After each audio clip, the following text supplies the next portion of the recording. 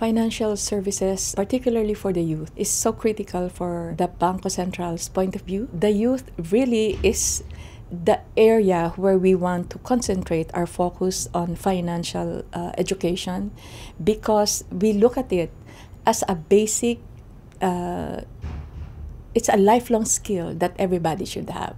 Out of every 10 households, only 2 households had accounts with the bank, and that is at the adult level. And you know, in the Philippines, the children are very important in the family.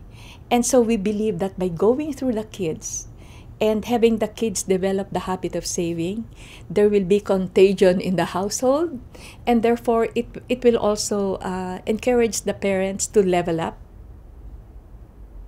We have an integrated financial education program, and it starts with the youth, and it starts at the elementary level from grade 1.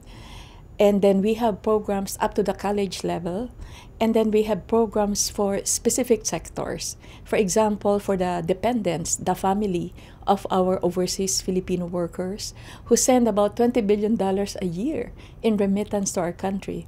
But we want to make sure that the social cost will be worth it. We want them to have some time in the future, hopefully in the shorter future, for their family to be back together.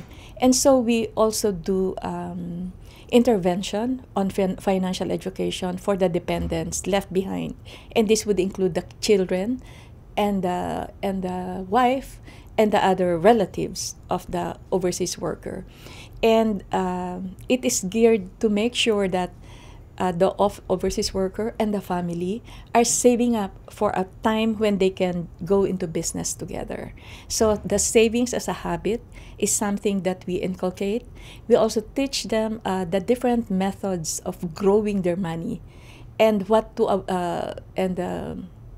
avoid in terms of preventing getting victimized by scams. It makes the family closer, and it makes the whole family aware that every centavo that they receive from overseas is something that they should value and not waste on the latest model of the cell phones, and so that it becomes a choice between having your parent back or having some wants that are really not that important.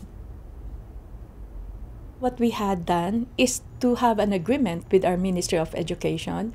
We developed lesson plans, teaching guides for the teachers to follow, so that every level will have subjects to teach, integrating lessons on saving and money management into the elementary curriculum.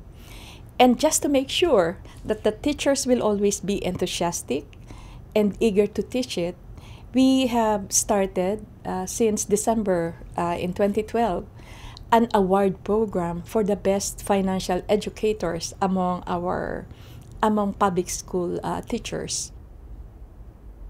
We're happy that the banks themselves are competing for the business of the children, just so the children will be able to develop the habit of saving. What we have done in addition is to select banks who can meet the standards of the central bank.